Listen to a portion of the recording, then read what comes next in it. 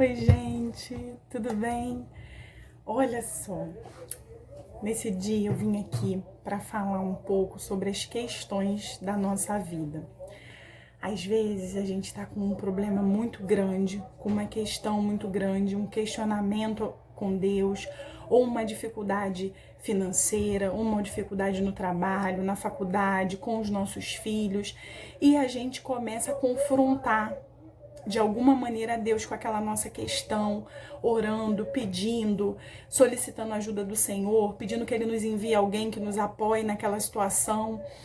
Só que muitas vezes Deus quer usar essa mesma questão pela qual nós estamos passando para nos transformar, para nos mudar.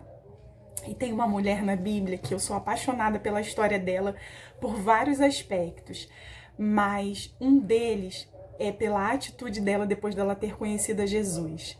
É a mulher do cântaro, a mulher samaritana. Vou contextualizar a gente aqui um pouquinho. Ela era uma mulher que ia num poço por volta do meio-dia, né? Da metade do dia. Nesse lugar, nesse poço, ela ia buscar água, que era uma função das mulheres na época. Porém, ela buscava em um horário. Hoje aqui tá um sol bom, maravilhoso. E se eu pegar muito sol, coisas meio manchinhas, então tem que ficar com esse chapéuzinho. Então, o que acontece? Ela ia no poço por volta de um certo horário, para que ela não encontrasse outras mulheres, porque ela era uma mulher à margem da sociedade. Ela já havia sido passado por 6 relacionamentos e ela não era bem vista pelas mulheres daquele lugar. Então ela procurava não encontrá-las, mas Deus quis encontrar com ela. E Ele quis tanto encontrar com ela que Ele mandou todos os discípulos irem fazer compras. Todos, né? 12 discípulos foram ao mercado, foram buscar suprimento para eles, porque Deus já queria ficar sozinho com ela. Então, naquele encontro, quando ela ia ao poço, eles começaram a conversar sobre a água e ela achou estranho um judeu conversar com ela, que era uma samaritana. Isso não era costume dos judeus. E naquela conversa, Jesus queria tocar o mais profundo do coração dela. E ela estava com aquela questão. E Jesus dizia para ela assim, ó, que a água que ele desse, nunca mais ela teria sede. Então, em João 4,14 diz assim: aquele, porém, que beber da água que eu lhe der, nunca mais terá sede. Pelo contrário, a água que eu lhe der será nele uma fonte a jorrar para a vida eterna. Disse-lhe a mulher: Senhor, dai-me dessa água, para que eu não mais tenha sede, nem precise vir aqui buscá-la. E olha só, vê se nós não somos assim.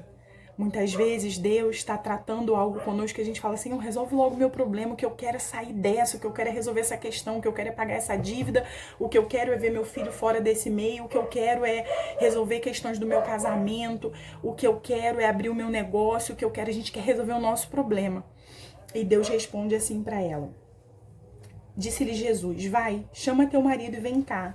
Ao que lhe respondeu a mulher: não tenho marido. Replicou-lhe Jesus: bem disseste, não tenho marido, porque 5 maridos já tivestes, e esse que agora tens não é teu marido. Isto disseste com verdade. E a mulher fica impressionada por ele falar algo da vida dela que ela não havia dividido com ele.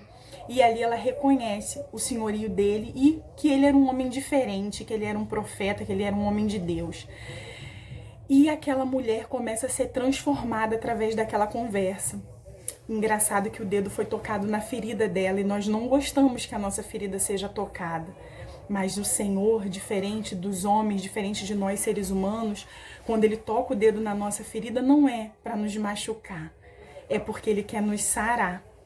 Você imagina uma mulher que passou por tantos relacionamentos, que foi abandonada tantas vezes, que naquela hora já não tinha um marido, que é muito diferente da época que nós vivemos hoje. Ela era uma mulher marginalizada, ela era uma mulher à parte, ela era uma mulher com quem ninguém queria papo, mas Jesus queria tocá-la e transformá-la. E uma das coisas que me chama mais atenção no procedimento daquela mulher é que ela estava ali com um problema que era dela. Eu quero essa água, eu quero beber dessa água para eu não ter que mais voltar nesse poço. Essa era a conversa dela com Jesus. Mas quando ela é tocada por ele, ela toca outras pessoas. E é assim que Jesus faz com a gente. Olha a evidência que essa mulher demonstra.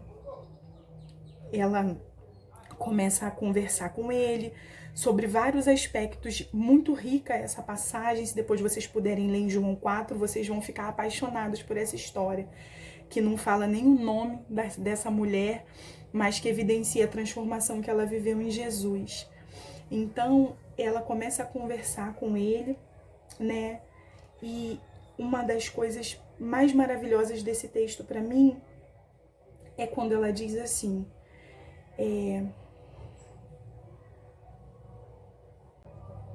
quanto a mulher deixou o seu cântaro, foi à cidade e disse àqueles homens: vinde comigo e vede um homem que se disse tudo o que eu tenho feito. Será este porventura o Cristo?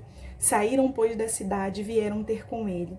E mais à frente, olha que coisa linda, né?